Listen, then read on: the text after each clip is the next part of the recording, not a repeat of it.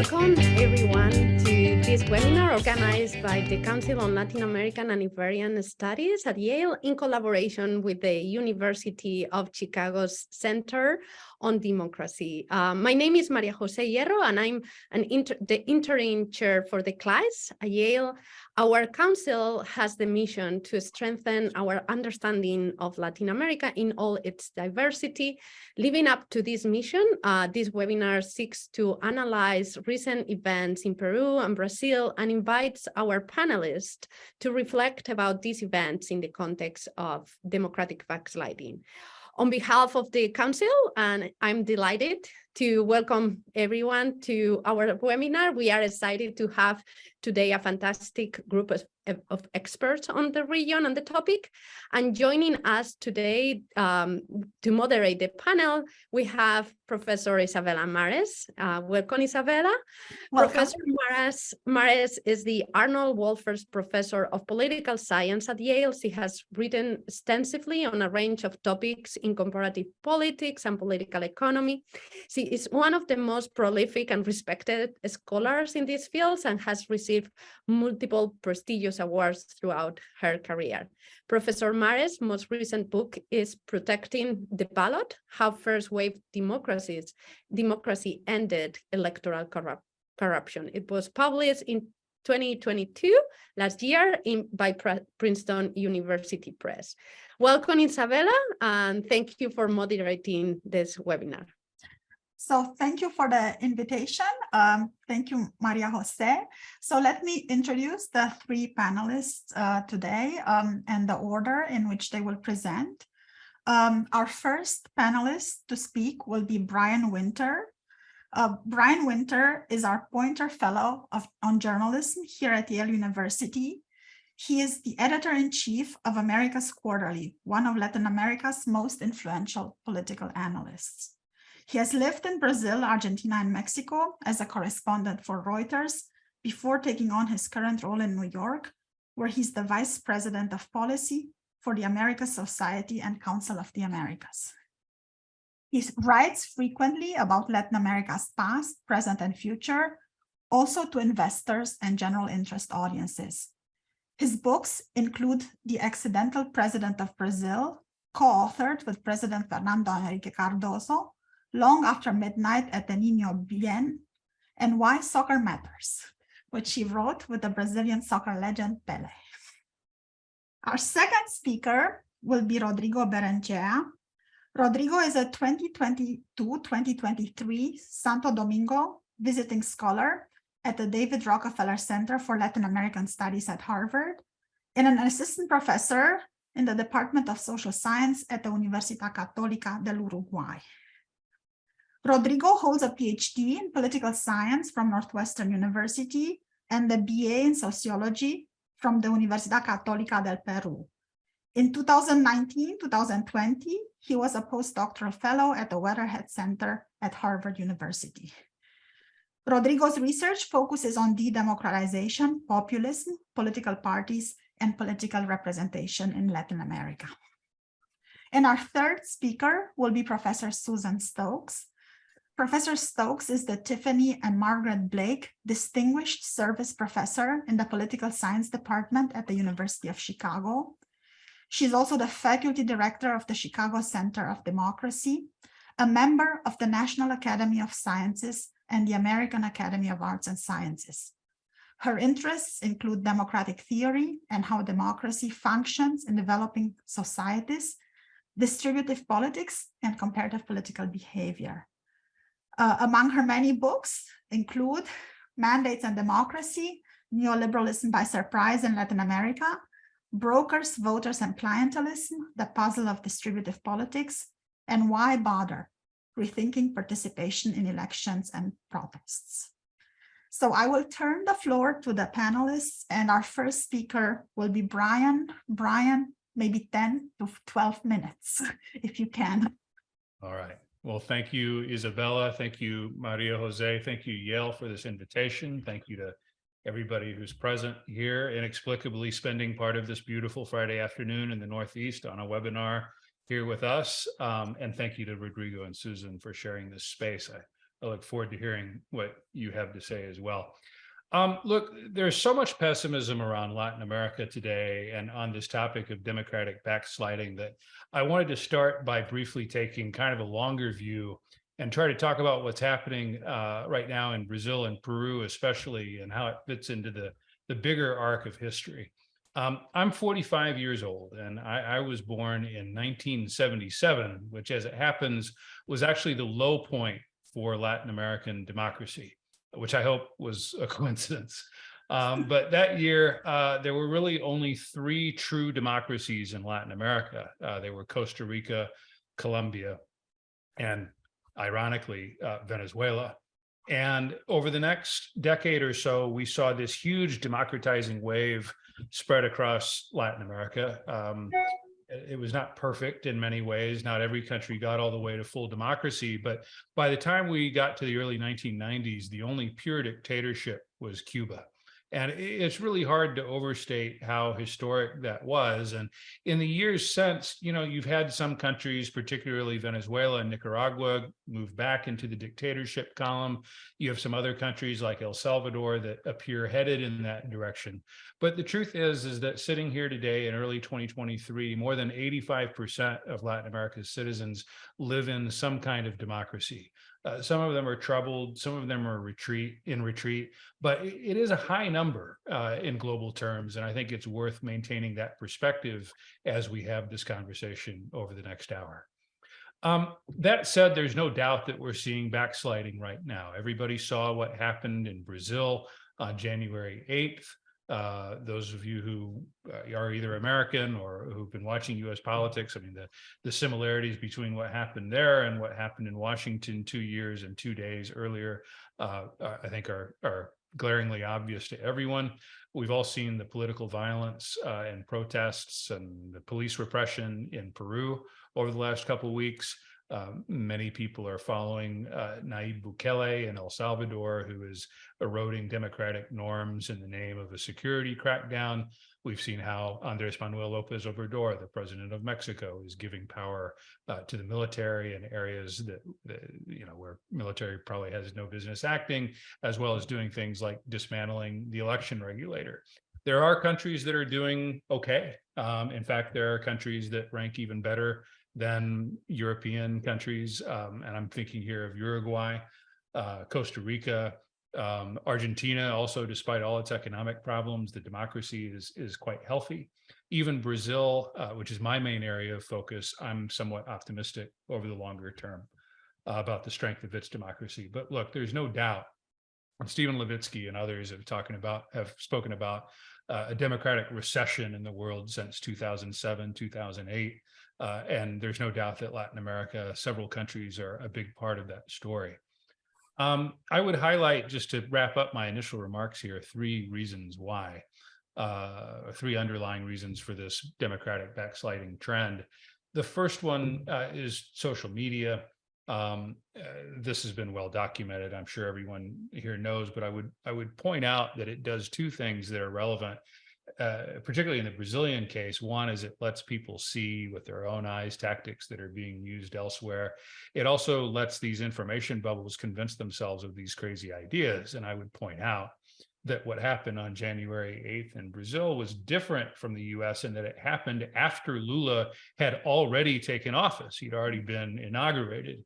And essentially the 5,000 or so protesters who broke into the 3 government buildings, the Supreme Court, the Congress, and the presidential palace, believed that by doing so, they would force the military out onto the streets, and then the military would then take their sides, and that they would topple Lula and restore Bolsonaro to his quote unquote rightful place. We know this in part because there's video footage of the military showing up at one of the protest sites. Actually, it was the military police showing up. The protesters start applauding and cheering because they think that the police are there to help them. And then like 10 minutes later, most of these protesters were sitting on the ground with handcuffs on. But the point remains that social media does drive some of these movements because it lets some of these ideas really take root.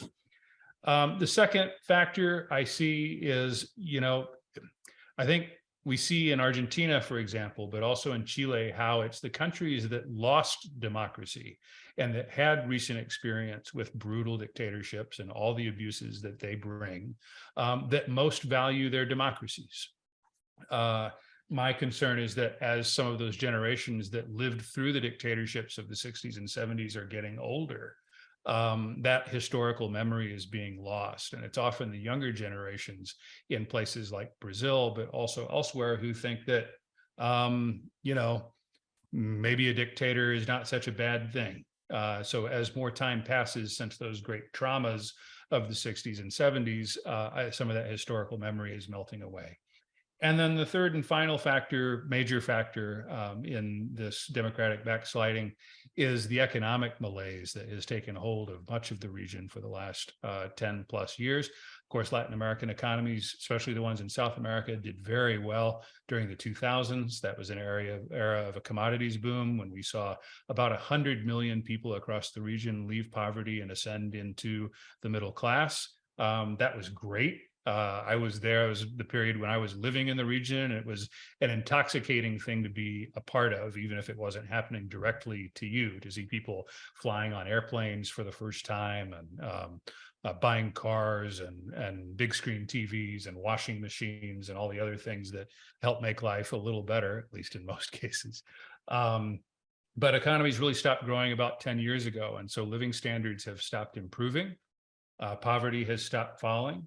Inequality has also started growing again in a lot of these places.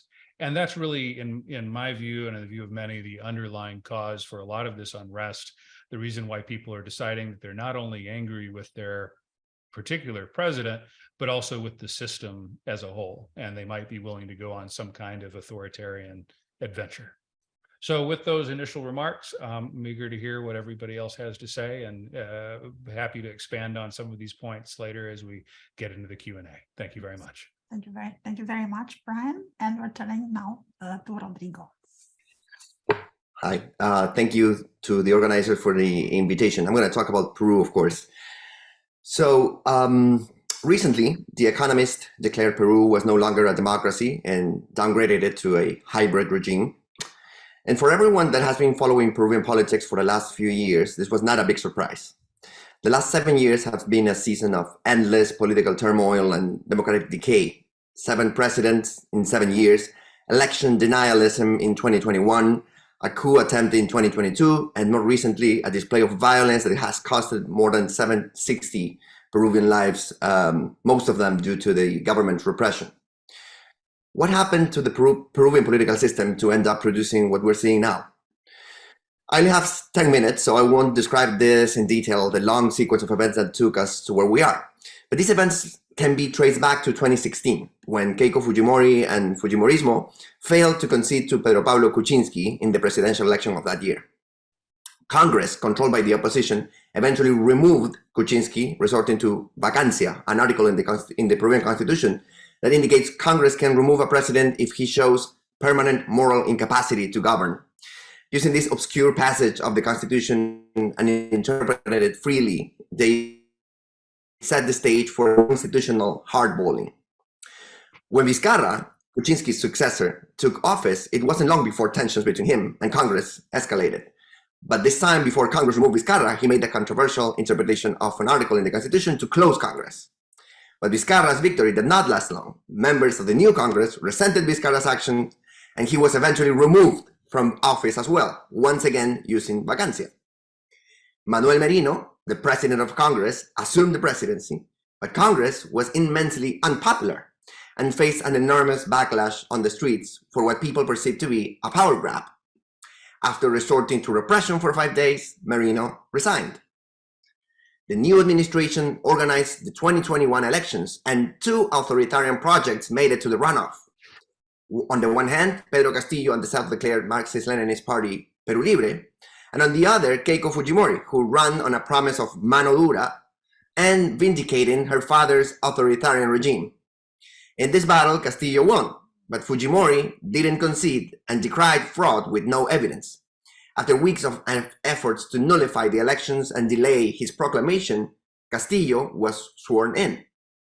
Nevertheless, A sector of the opposition never admitted Castillo's legitimacy.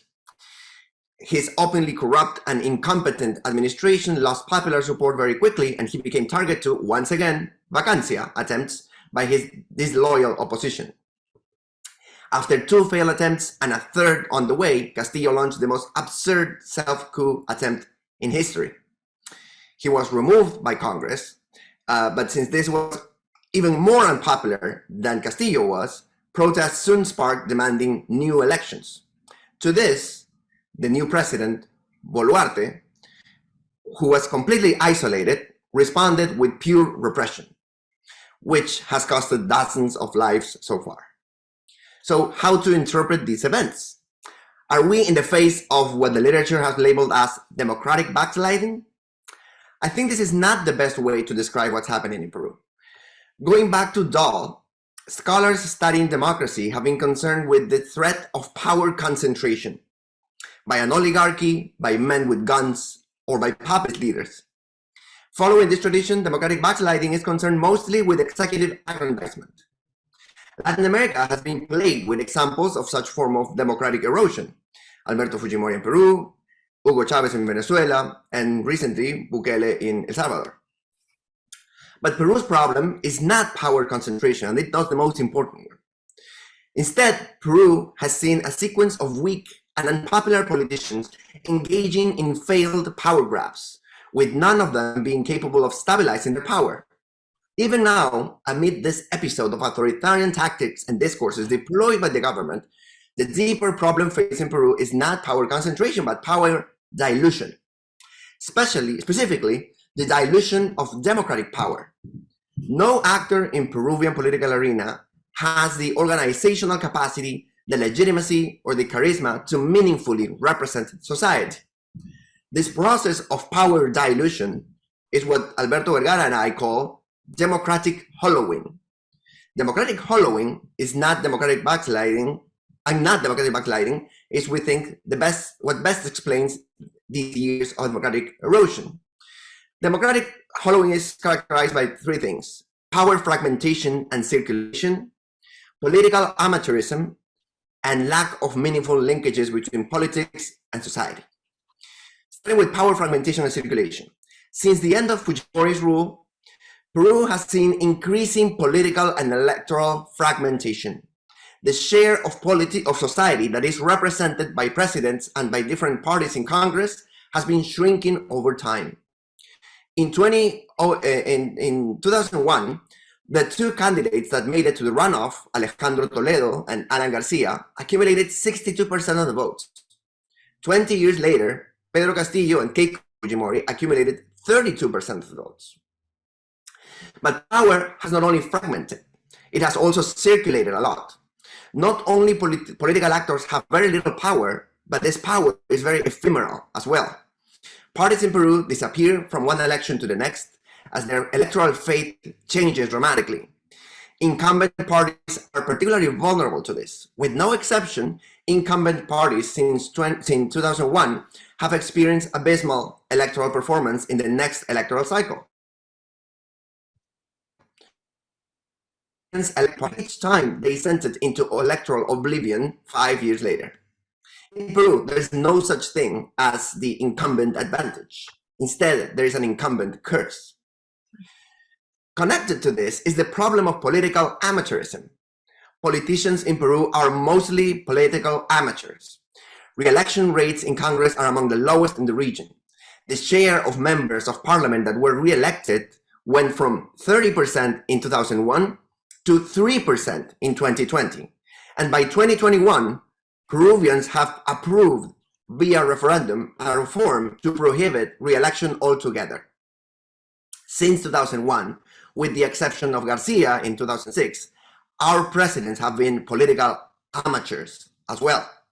Alejandro Toledo, Ollanta Humala, Kuczynski, and Castillo were all outsiders or became presidents with no previous experience as elected officials. Without political experience, they usually made gross political mistakes. The most extreme example of this was Pedro Castillo, whose only political experience before becoming president was losing a mayoral race in a district with 1,700 voters, where he ended up fourth. No, and finally, the third characteristic of democratic hollowing is this politicians' lack of significant linkages to society. With weak parties and weak organizations on the ground, and with weak political identities, politicians have nobody to be accountable to. Most parties are personalistic machines or have no real ties to the candidates who use them to run for office. Perhaps the most stable linkage that politicians have with society are anti-identities. The visceral rejection of parties is often activated and used by politicians to mobilize voters and garner political support. The most important of these identities being anti-Fujimorismo. But anti-identities are inherently fragile, and once the enemy is defeated, politicians are left weak and unaccountable again. What are the consequences of all this? There is the consequence is that politicians have very short time horizons. I'm going to explain this a little bit further. Without political experience, uncertain prospects for a political career, and lack of significant linkages to society, our politicians don't have a past, a future, or anyone to answer for their actions. They only have their present. In other words, they are irresponsible politicians. This explains their behavior. With only their present to worry about and nobody to be accountable to, their actions are guided by short-term calculations. Our politicians know their time in office is limited, and so is their adversaries. This extinguishes any incentive for cooperation or responsible behavior. Why should politicians restrain themselves from using the nuclear weapons of the Constitution if their rivals won't be here in the future? Democratic hollowing also explains the actions of current President Boluarte and Congress. Before becoming president, by surprise, of course, Boluarte was a low-level bureaucrat with no experience as a politician. And she no longer belongs to Peru Libre, her party, her original party. So she has no political past, no future, and no party to respond to. Her only source of stability is repression. And she clings to power now because she knows she will have none once she steps down. In Peru, where elections have become a lottery, power comes from office rather than the other way around.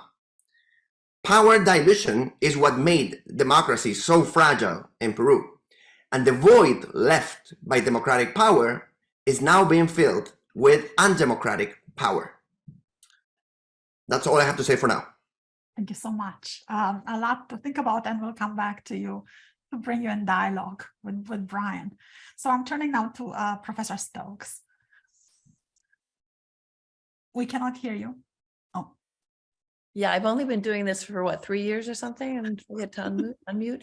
Thank you so much. This is a wonderful invitation, and how interesting for me, and I'm sure the audience, to hear the thoughts of Brian and Rodrigo on this important topic. I'm going to start by kind of emphasizing a point that each of them made with regard to democratic erosion and with regard to Latin America and Peru.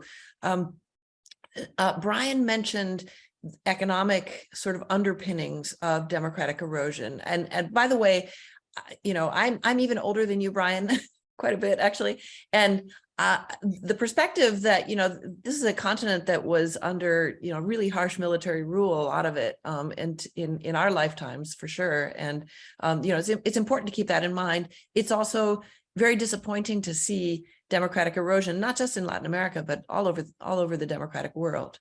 You know, not starting temporally, but most shockingly, maybe in the United States.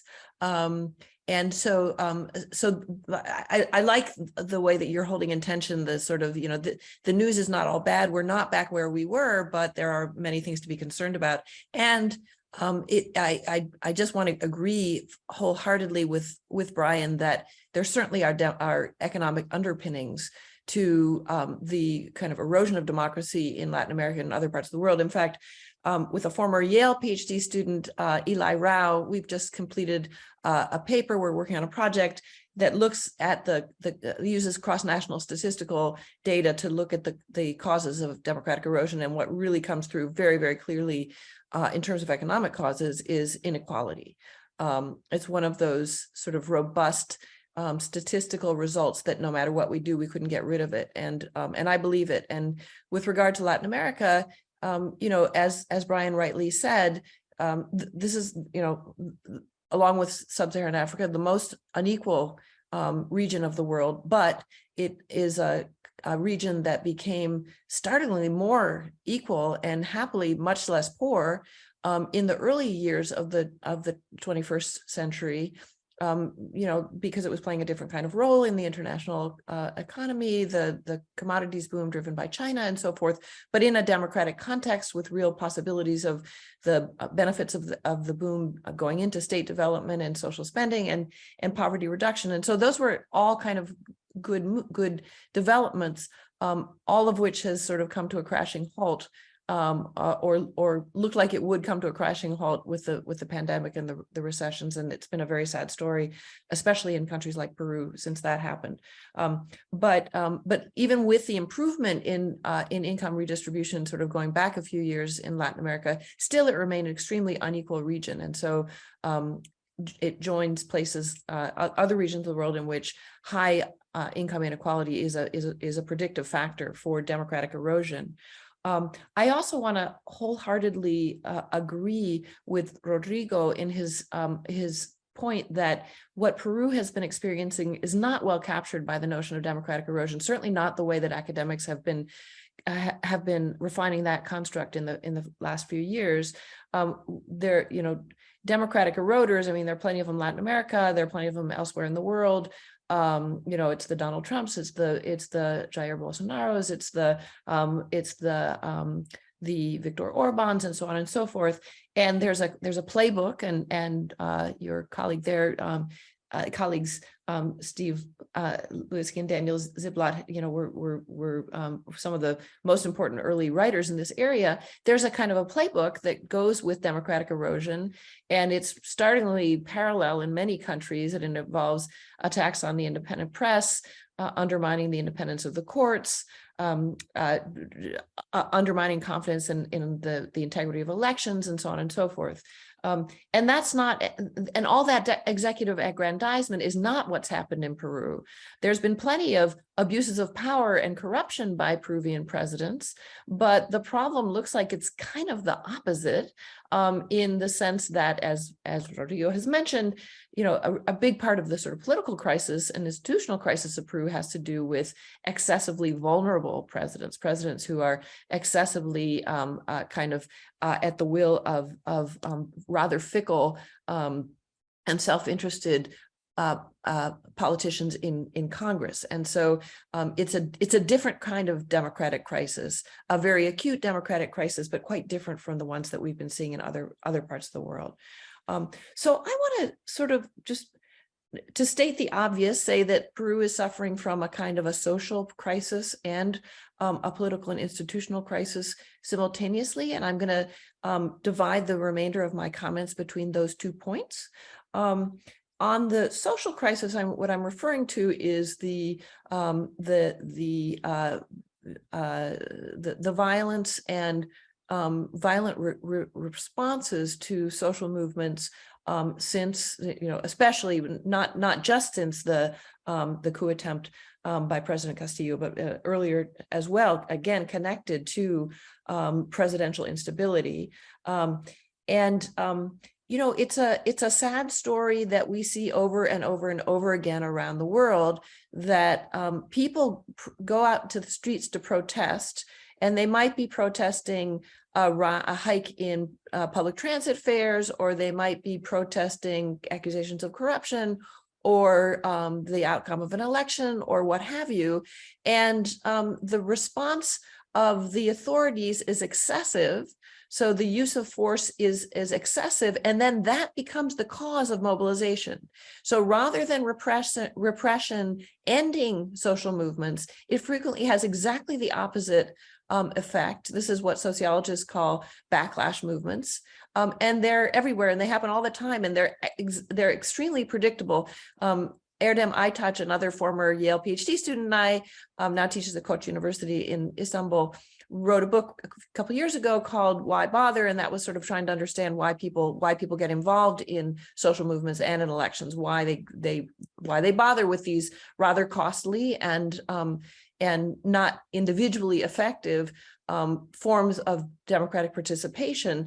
And we, very quickly sort of got a sense that the backlash is a huge part of the story of many social movements. And we traced that in movements in Brazil and Turkey and Ukraine.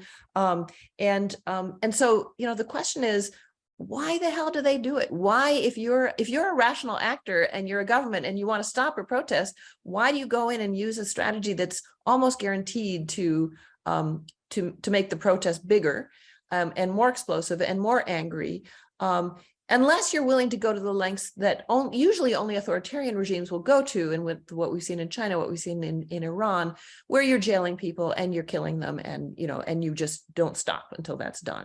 Most democratic countries, even very flawed democracies, can't sustain that kind of level of repression, and so they create much bigger explosions than they need to. And I think the answer to that puzzle is twofold. One of them is that the line cops, the kind of beat cops, the guys who are usually guys who are on the ground charged with, using less lethal force to constrain movements, are not particularly disciplined. They're often not very well paid. They're often not very well trained, and they can be coaxed and to overdo it. And so then you get people losing eyes from rubber bullets, and journalists getting caught in the crossfire, and so that's part of the story. But I'll just take a second to, if you have my indulgence, a little story from research we did in Istanbul, where we were talking to people about the Gezi Park uprising that happened in 2013. And we had a chance to talk to some of the line police officers who were in Gezi Park, who were charged basically with repressing the protesters. And they explained to us why they were doing what they were doing. And they basically were parroting the ridiculous falsehoods that then Prime Minister Erdogan was saying, which was basically, it was fake news about the protests. This was George Soros, this was the Americans, this was the Israelis, it's not really Turks who were behind this, and so forth and so on. So these cops who had to repress the protesters believed what their leader was saying, and the leader was saying this not necessarily to get the police to be following his orders, but to kind of convince the society that the protests were illegitimate. And so when you get that kind of discourse at the highest level, that justifies a kind of highly repressive response, even if, let's say, maybe not so true in this case, that Erdogan knew that he was getting himself in more and more trouble by allowing them to use harsh tactics. Anyway, so Peru is finding itself in that kind of dilemma right now, and it's tragic, and it's predictable that if the repression doesn't really permanently stop, that the protests are not going to stop.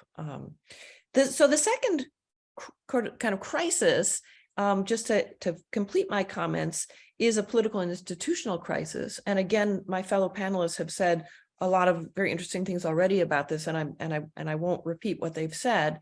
I guess the question that many of us probably in the audience, and I as a more casual observer, have is, what can be done? So we watch with dismay, as Rodrigo mentions, when, President number 7 is in office in year number 7, and it looks like, we have yet another president who's not going to last very long, and it's causing a social crisis, which I was just talking about. So one of the rallying cries, obviously there's been an enormous amount of conflict over when new elections should be held. But another part of the rallying cry for some is a new constitution, an Asamblea Constituyente, that we shouldn't just have another election, another Congress, another president. We really need to sort of fundamentally change the rules of the game. And this is interesting because some of the problems, I think, really do need call for some profound changes in the rules of the game. So what I understand that, people who are talking about a constitution and thinking about it maybe beyond just a slogan, are thinking about things like indigenous rights, like changing the role of the state in the economy, and they're thinking about dealing with this problem of an excessively vulnerable president. So there are a lot of good reasons to constitutionalize and certainly celebrate and protect indigenous rights in countries like Peru, as in many countries around the world. And I'm sure there are very good reasons for rethinking the role of the state in the Peruvian economy. Some of these kinds of reclamos or possible reforms might run into problems with the general electorate if the path forward is via referendum. And I think Chile is a kind of cautionary tale. But I'm going to just end by saying, I can't imagine a more useful thing to do in Peru than to make to change the relationship between the Congress and the president. So Peru, as far as I can tell, is the only Latin American, British,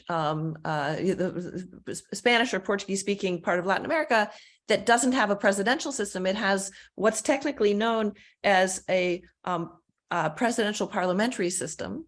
So ask Matthew Shugart, who's a very expert on this topic. That's how it gets coded. It gets coded that way because, yes, you have separate elections for a president, but you also have a president who basically serves at the will of the Congress the same way that a prime minister would.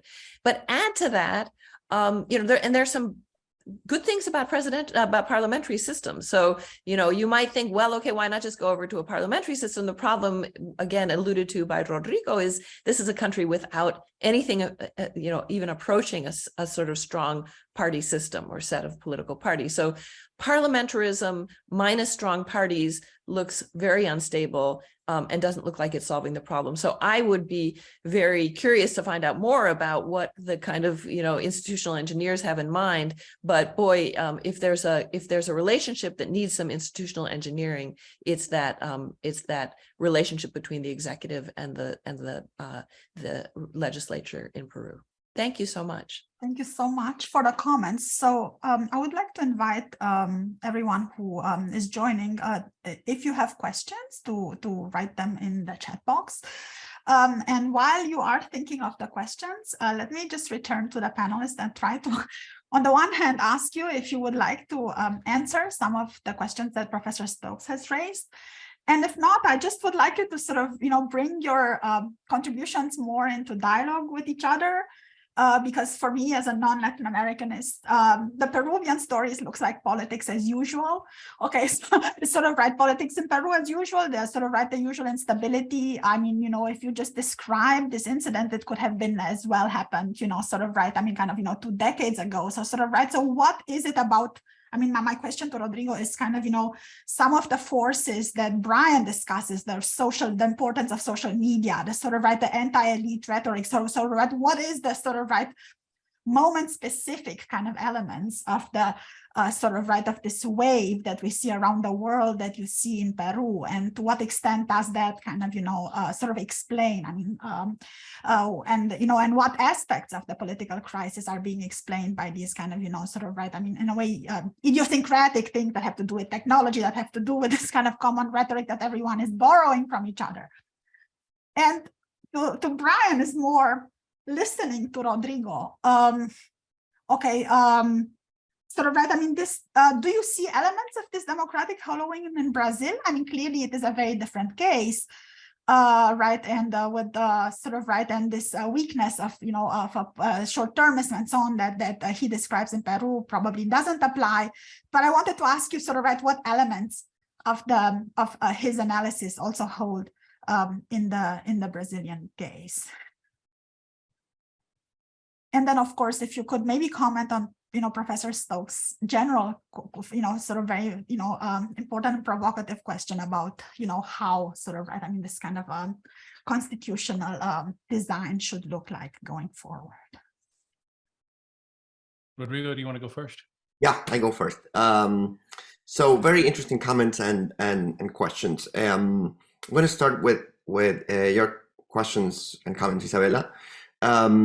So certainly there are some common elements in the Peruvian story of democratic erosion or decay that Brian mentioned, like, you know, the importance of social media and other kinds of trends that are global, right? For example, some of the election denialism that we had in 2021 was in part fed by this echo chambers, where people were totally convinced that Peru Libre, that was a very weak party, had this huge, immense, and internationally connected network of operators on the ground, forging votes, really similar to this kind of rhetoric that we saw in the election in the US. The similarities were striking.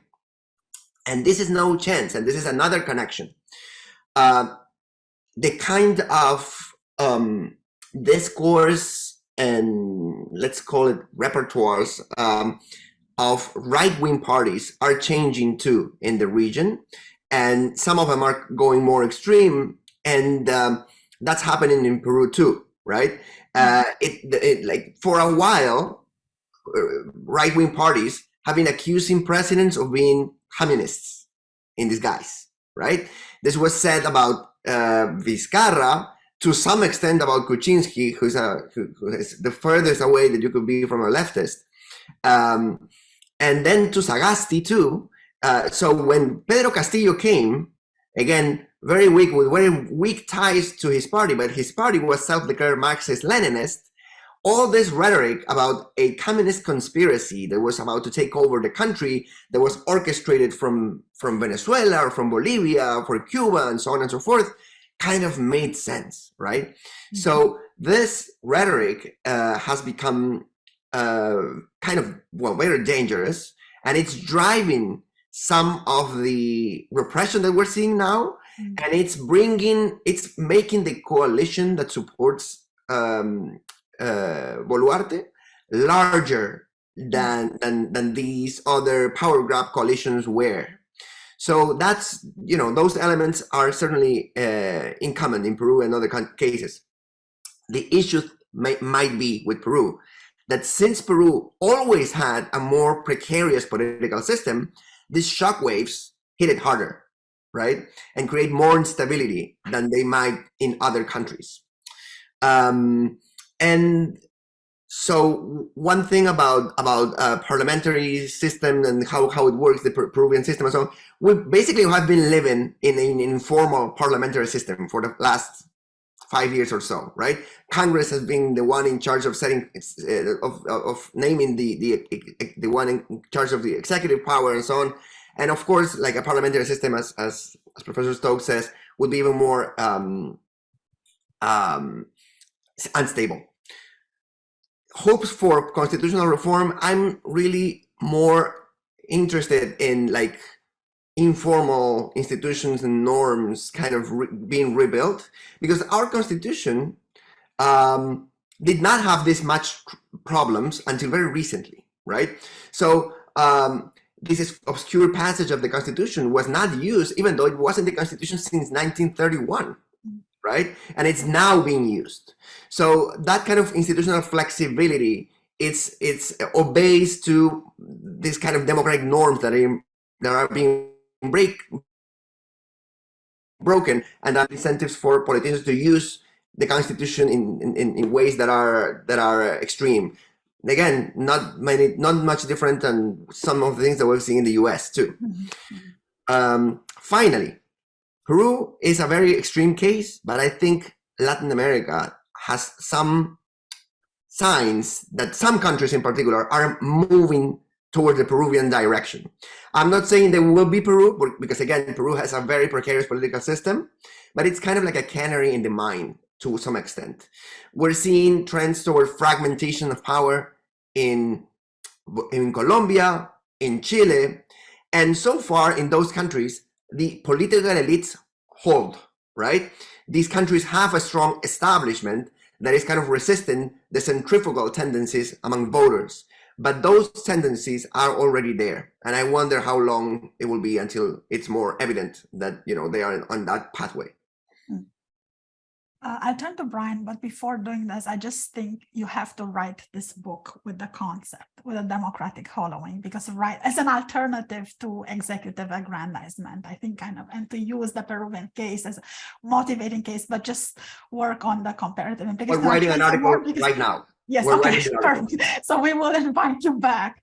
And we have 2 questions also in the Q&A, and I invite others to write, but I'm turning now to Brian, so thanks.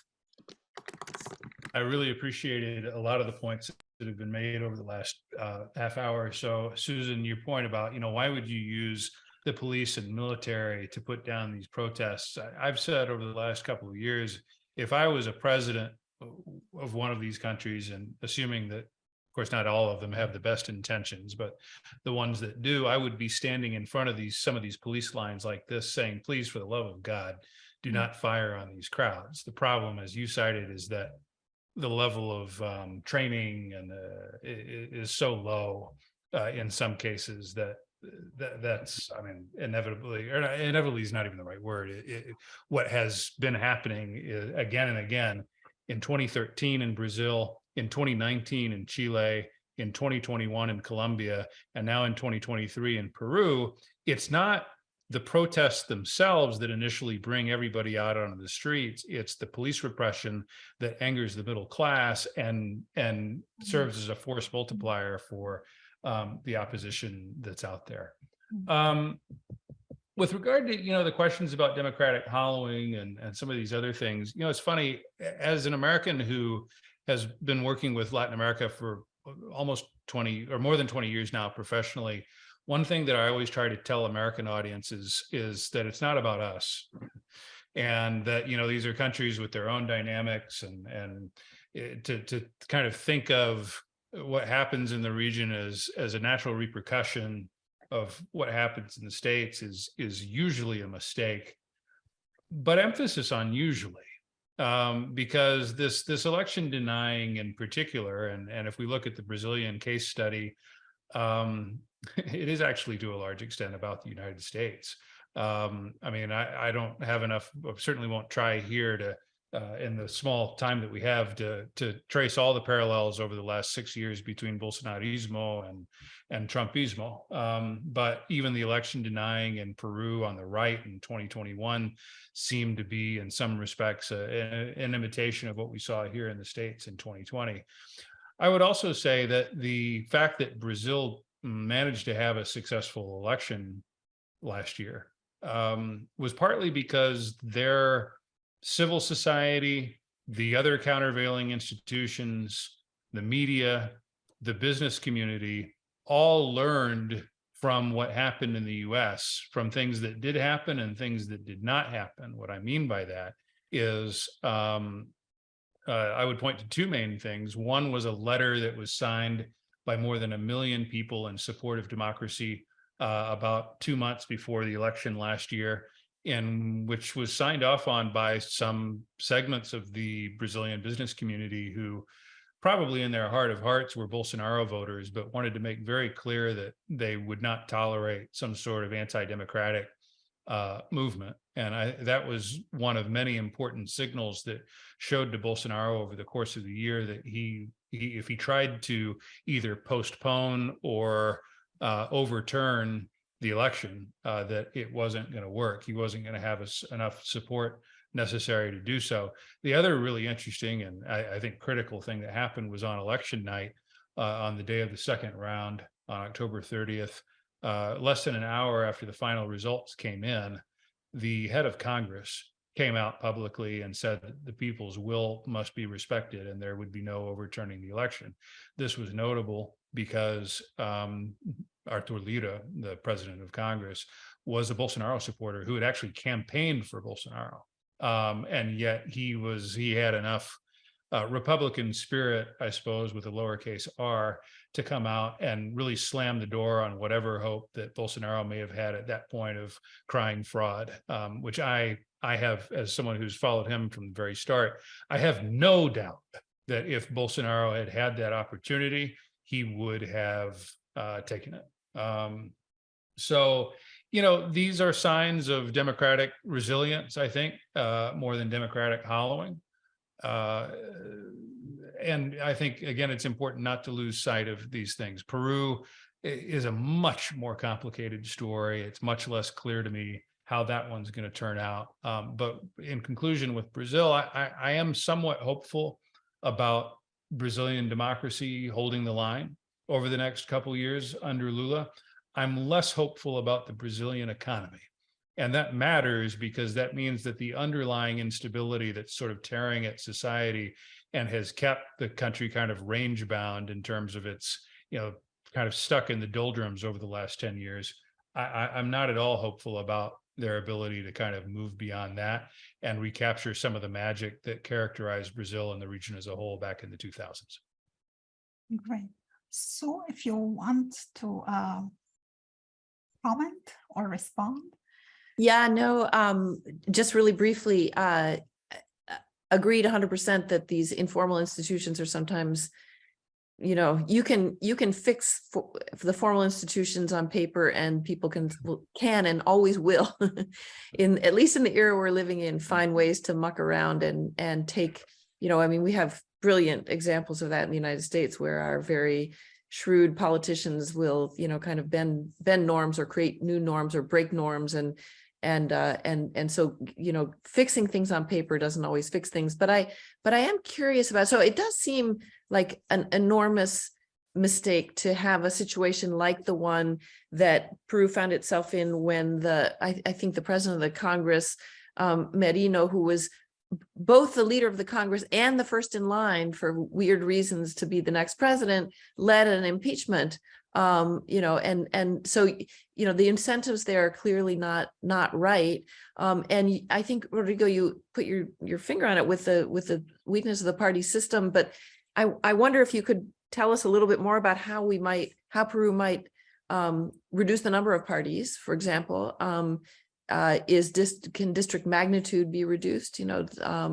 Can higher barriers to entry for parties? These things wouldn't necessarily help right away, but they're sort of political science, intro to political science kind of ideas about how you make the party system smaller and therefore maybe more stable, and then therefore maybe after a little while with some real relationships with voters and with some level of partisan identification, which can be a good thing in the electorate, can go too far. So, I guess there are enormous problems, but I think it'd be really great to figure out some that would be relative quick fixes, although of course getting those changes to be made might be another question. So before we go back for a final round, let me just take also some of the questions from the Q&A, and you may choose or not to answer some of them. So there is a question about the changing role of the military in Latin American democracies. I mean, has it changed or not on this occasion? The high number of military bureaucrats on high-level appointee positions in Brazil, has this also changed? A question on protests in Peru, which are not specific, neither spontaneous. Their demands are not even legal. What does this mean for Peruvian political institutions? Again, you may not have the time to answer all of them, but I just wanted to put them on the table. And then a final question on, I guess, more to Brian on sort of, right, if he can look forward and think about sort of, right, the predicament that President Lula may find himself in due to the influence of former President Bolsonaro on Congress nowadays. So there's a lot, okay, here, and, we have only a few minutes left, so we'll just circle back and maybe start with you, Rodrigo, because also of the previous questions by Professor Stokes. Okay, so there have been some efforts to reduce the number of parties in the system. There were reforms, particularly after Fujimori, to try to concentrate votes. Like there was a minimum barrier of 5% to enter Congress to incentivize parties to aggregate, and that worked to some extent. But so parties would coalesce together, enter Congress, and once in Congress, they would explode in different coalitions, small coalitions, right? So you had one party that fragmented into 4 parts when they were elected. So there are very strong incentives for politicians to do that. There's a good chapter in Steve Levitsky's and others edited volume on challenges to party building. There's one chapter that's called Why No Parties in Peru. Mm-hmm. And they explain the kind of incentives that politicians have to resist all these institutional changes and so on, and persist into this logic of fragmentation and so on. So right now, for example, there are other people claiming that, you know, primaries might do the trick. See, like we can have primaries before the general election, and those that do not make it to certain quantity of votes cannot run in the general election. You know, after many of these attempts and years, I already communicated this, but I'm skeptical about this. However, there's one reform that I think needs to happen or needs to be undone, which is the reform that Vizcarra pushed for forbidding re-election. Vizcarra pushed for this reform. There is no re-election at the congressional level. There's also no re-election at the mayoral and gubernatorial level. So nobody can re-elect in Peru. That's a formula for madness. So that's one reform that I'm sure need to happen, like reinstate re-election. Thank you. So, Brian, the final words on military. Are we stopping at 2 o'clock? Yes. Oh, wow. Okay. I'm usually concise, but I'll try to be very concise here. The military in Latin America, I think that there are lessons, unfortunately, that each generation has to relearn, and this appears to be one of them. This idea that grabs a hold of people that says, oh, the military, they're not political, they're not as corrupt. We can use them for whether it's domestic security or for human resources, as both Bolsonaro and Lopez Obrador have done. This is one of many areas in which Bolsonaro and Lopez Obrador, despite us thinking of them as on opposite ends of the ideological spectrum, they had certain ideas in common, and one of them was using military extensively as essentially to fill important positions and perform what should be civilian functions within their countries, and it never works. But you know, we have things like that in the United States, that we bad ideas that we occasionally have to or end up coming back on, like, you know, the fact that we fight a ill-advised foreign war every 20-30 years or so. As far as, you know, Lula dealing with the lack of consensus in Congress, there's no doubt that Brazil today is a center-right country. If you look at the composition of the Congress, it tells you that. There are reasons for that, and structural reasons for that, including the massive growth of the evangelical Christian community over the last 30 or 40 years. That is changing the values and the poles of Brazilian politics. Lula knows that. I'm not sure he totally understands it, but he is an extremely talented, extremely intelligent person who, for example, I mean, the clearest sign that I can point to was his choice of Geraldo Alckmin, the center-right former governor of Sao Paulo, as his running mate. There are other things as well, including his ability to work with Artur Lira, the head of Congress, who I previously mentioned. They're already negotiating with each other, and it looks like they're going to be able to do tax reform and some other things. So it's a big challenge if Lula tries to govern as a leftist, if he tries to govern, you know, as left of center, as he did in some ways during his first presidency. He may not succeed, but he, again, very, very intelligent person, the most talented politician of Brazil's last 40 years. And it does appear that he recognizes that it's a different country this time around. Thank you so much.